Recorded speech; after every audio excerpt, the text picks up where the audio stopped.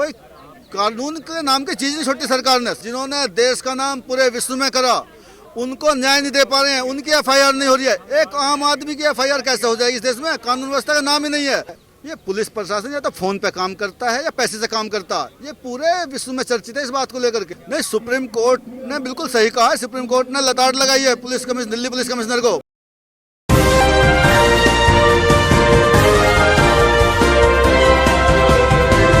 दिल्ली के जंतर मंतर पर इस वक्त मैं मौजूद हूं क्योंकि कल जो तस्वीर जंतर मंतर से सामने आई उसे देख करके हर किसी का कलेजा कांप उठा है, क्योंकि देश का नाम रोशन करने वाली बेटी की आंखों में आंसू थे। जिसने भी देखे वो हर एक सवाल करता रहा कि आखिरकार देश किस ओर जा रहा है। जो लोग देश का नाम रोशन कर रहे हैं, आज उन्हीं की आवाज को दबाने के लिए तमाम हथकंडे अपनाए जा रहे हैं। मैं जानना चाहूंगा तो आपसे कि जिस तरीके से सरकार आवाज को दबाने पर लगी हुई है, किस तरीके से देखते हैं इन तस्वीरों को, क्योंकि अब इन्हीं के ऊपर आरोप लगा दिया गया है कि राजनीति के लिए बैठ गए। सरकार जो है अपने जो है कमीनेपन की पराकाष्ठा पे आ चुकी है। अपनी सत्ता को बचाने के लिए 2024 में जो ब्रजभूषण शरण है उसके समर्थक नाराज ना हो। पूर्वी उत्तर प्रदेश में वो बाहुबली है, उसका काफ़ी प्रभाव है। तो यानी कि सरकार जो बोलती है इतनी विश्व की सबसे बड़ी पार्टी की सरकार है, मोदी के सामने झुकता नहीं है, इतने चौड़ा चिन्ह है, अमित शाह बहुत बड़ा चाणक्य है, ये सब के सब जो ब्रजभूषण शरण कुश्ती महासंघ का अध्यक्ष है इसके सामने झुक गए हैं। और जो हमारी अंतर्राष्ट्रीय पहलवान जिन्होंने देश का नाम पूरे विश्व में करा उनको न्याय नहीं दे पा रहे हैं, उनकी एफआईआर नहीं हो रही है। एक आम आदमी की एफआईआर कैसे हो जाएगी इस देश में? कानून व्यवस्था का नाम ही नहीं है। जबकि अगर आपके ऊपर या मेरे ऊपर कोई महिला एक बार कह देगी कि मेरा इसने सेक्सुअल हैरेसमेंट करने की कोशिश की गई है तो उसको पहले जेल में डाल दिया जाएगा, उसके बाद फिर कानूनी प्रोसीजर चलेगा। ब्रजभूषण शरण के खिलाफ में साथ साथ अंतर्राष्ट्रीय पहलवान बोल रही है और बहुत सारी पहलवान बोल रही है। कोई कानून के नाम की चीज नहीं छोटी सरकार ने। सरकार अपने जो है बहुत गिर चुकी है, अब सिर्फ न्यायपालिका पर विश्वास है। तो हम इन पहलवानों के समर्थन के लिए आए हैं। मैं बाबा परमिंदर आर्य, सोरान खाप उत्तर प्रदेश का चौधरी हूँ और पहले भी इनके साथ थे जनवरी में धरने पर, अब भी साथ रहेंगे जब तक इन्हें न्याय नहीं मिलेगा, यहीं पे बैठे रहेंगे। क्योंकि कल अपील की गई खासतौर पर पहलवानों द्वारा कि खाप पंचायतों से अपील करते हैं कि वो लोग हमारे समर्थन में आए। कैसे देखते हैं इस चीजों को कि जिन लोगों ने देश का नाम रोशन किया है, जिन्होंने देश के मान को बढ़ाया है, उन्हीं को नजरअंदाज कर दिया गया। और जब ये लोग मेडल जीत कर आते हैं तो देश के प्रधानमंत्री फोटो खिंचवाते हैं, डिनर करते हैं, पर आज देश के प्रधानमंत्री नहीं है इनके। देखो, खाप पंचायतों का जो है पिछली बार मैं सच बताऊंगा पहलवानों ने अपनी मर्जी से धरना उठा लिया था। जो हमारे खाप के प्रधान थे, खाप के चौधरी से, उनसे कोई सलाह मशवरा नहीं किया था। पूरी सभी जितने भी खाप हैं भारत में लगभग 1100 खाप हैं, सभी का इनको समर्थन था। उस बात को लेकर कुछ खाप प्रधानों में नाराजगी है, लेकिन अभी बैठक चल रही है सभी खापों की कि इनको समर्थन दिया जाएगा दोबारा से। ऐसी बात नहीं है, तो सभी खाप आएंगे। जो प्रधानमंत्री है, प्रधानमंत्री तो सिर्फ फोटो खिंचवाने के लिए और यानी कि सगु पे छोड़ने के लिए है, न्याय दिलाने के लिए नहीं है। जहाँ इस अंतर्राष्ट्रीय पहलवान जिनके नाम से पूरे विश्व में भारत का डंका बजता है, उन तो शर्म की बात है प्रधानमंत्री उस आदमी को गिरफ्तार नहीं कर रहा जिसने इतनी बड़ी गलती करी है। और पूरे मीडिया में, पूरे विश्व में इस बात को लेकर चर्चा है कि भारत की जो कानून व्यवस्था इतनी लचर हो चुकी है कि अंतर्राष्ट्रीय पहलवानों को भी आज धरने बैठना पड़ रहा है, उनको न्याय नहीं मिल रहा।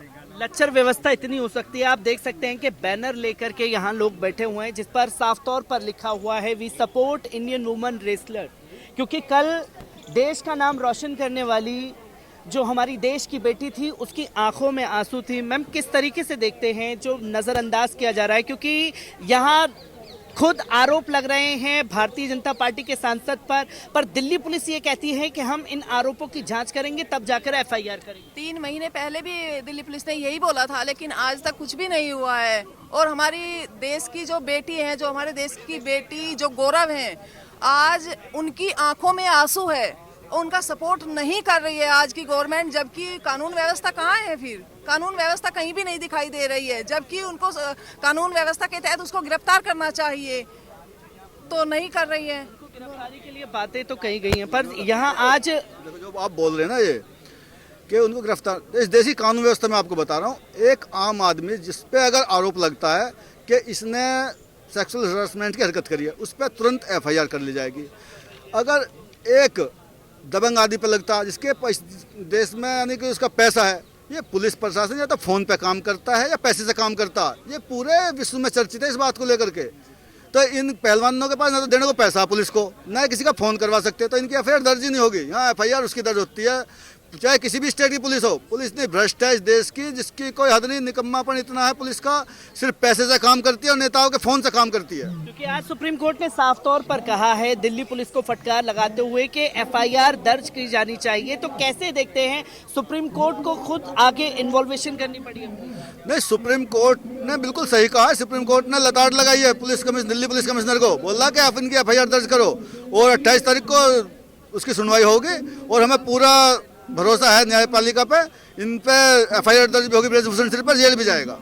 और मैं आपसे जानना चाहूंगा किस तरीके की आपकी मांगे रहेंगी अगर सरकार बात नहीं सुनती है? मांग नहीं, सबसे अच्छी खबर तो ये है कि सुप्रीम कोर्ट के chief justice of India Chandrachud ji, वो काफ़ी डेड ऑनेस्ट पर्सन है और उन्होंने आज जो डायरेक्शन दिए है ना, वो हमारे फेवर में एफआईआर लॉन्च होगी। उसके बाद इन्वेस्टिगेशन होगा।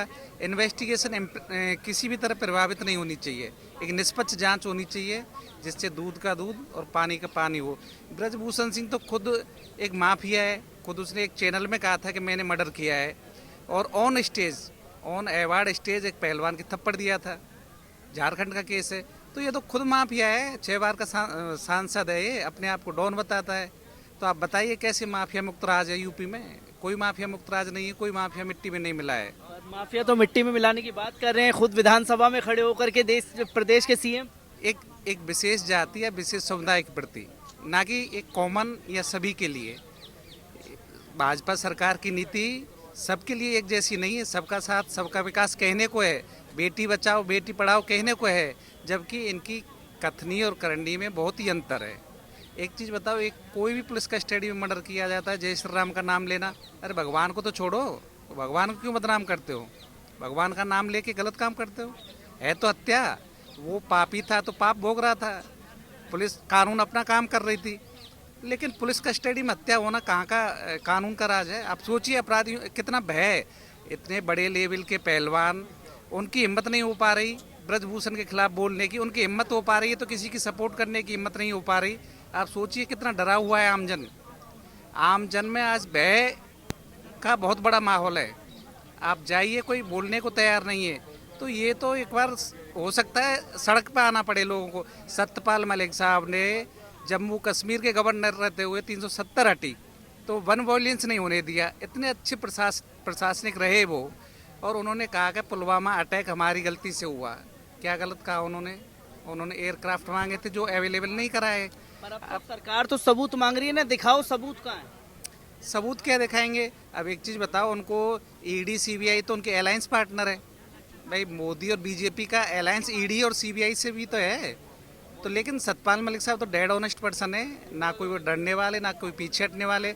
मुझे लगता है कि अब देश का हर आदमी जागरूक हो गया है और इनके खिलाफ जाना चाहता है। खिलाफ नहीं, इनकी नीतियों के खिलाफ जाना चाहता है। हमारे साथ और भी लोग मौजूद हैं जिनसे मैं जानने की कोशिश करूंगा कि जब देश की बेटी के आंसू निकले हैं तो देश के प्रधानमंत्री तक वो आंसू नहीं पहुंचे। मैम, जब यही देश की बेटियां देश का नाम रोशन करती हैं तो डिनर पार्टी देश के प्रधानमंत्री की तरफ से रखी जाती है, फोटो खिंचवाई जाती है, वीडियो वायरल करवाए जाते हैं, पर आज जो वीडियो कल देश की जनता ने देखा उस पर बात करने को तैयार नहीं है। भाई, वो करेंगे भी नहीं, क्योंकि प्रधानमंत्री जी सिर्फ फोटो खिंचवाने के लिए और दिखावा में जीतते हैं। वो सिर्फ भाषणों में ही करते, ग्राउंड पे कोई काम किया प्रधानमंत्री जी ने? ये बेटियां इन्होंने जिसने देश का मान सम्मान बढ़ाए, तिरंगे की शान बढ़ाई, दूसरे देशों में जाके झंडा गाड़ा, आज वो बेटियां बैठी हुई हैं। 3 महीने पहले भी इन्होंने आंदोलन किया। 3 दिन के बाद सरकार ने कहा कि हम कमेटी बनाएंगे।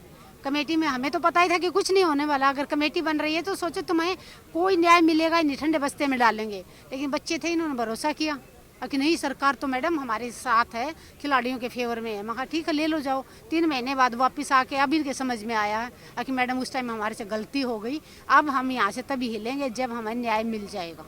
देखिए मैम, लगातार ये देखा गया है जब जब बात भारतीय जनता पार्टी के नेता की, सांसद की आ जाती है तो देश में अलग कानून व्यवस्था को ढालने की कोशिश की जाती है। यहाँ अगर कोई महिला किसी के ऊपर आरोप लगा देती है तो तुरंत एफआईआर होती है, पर यहाँ महिला खुद जा रही हैं, देश का नाम रोशन करने वाली बेटियां एफआईआर लिखवाने के लिए जा रही है।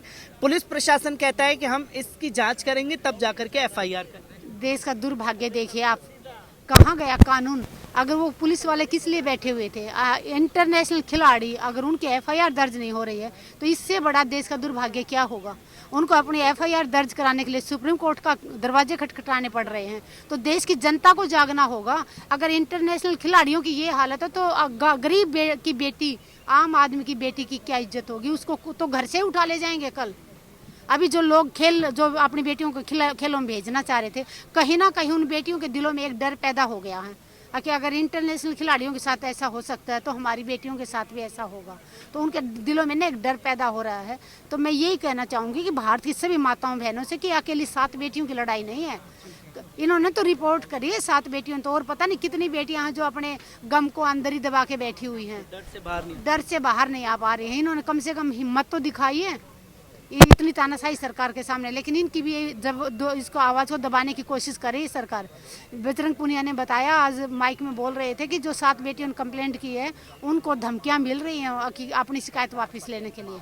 तो उनकी आवाज़ को दबाने की कोशिश है। मैं देश की सभी माताओं बहनों से एक अपील करूंगी कि आप माताएं बहनें होने के नाते ये लड़ाई हम सब की है, पूरे देश की मातृशक्ति की लड़ाई है, मातृशक्ति के मान सम्मान की लड़ाई है।